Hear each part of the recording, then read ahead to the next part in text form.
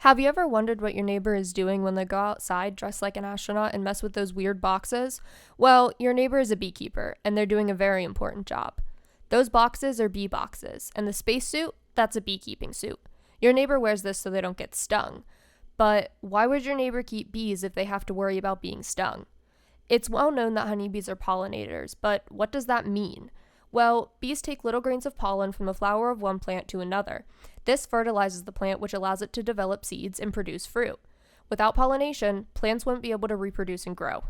Bees are responsible for 30% of the world's food production, and 90% of wild plants rely on bees to survive.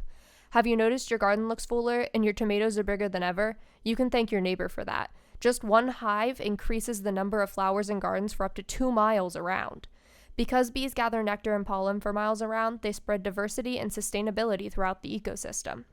By now, you're probably thinking, okay, bees are important, but aren't there plenty of bees in the wild? There are 8 bee species on the endangered list, and while honeybees aren't, they're not far off.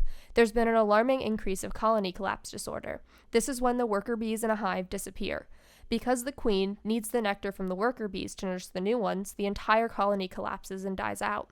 One of the biggest causes of colony collapse disorder is pesticides. When one bee pollinates a plant sprayed with pesticides, it can contaminate and poison other bees. So, how can you help save the bees? Maybe you're not ready to become a full-blown beekeeper, but there are many ways you can help. Avoid using pesticides, plant flowers, and let wildflowers grow. Also, buy local raw honey whenever you can. Raw honey comes straight from local hardworking beekeepers. This puts the money in the hands of the people who treat their bees well, as opposed to big honey.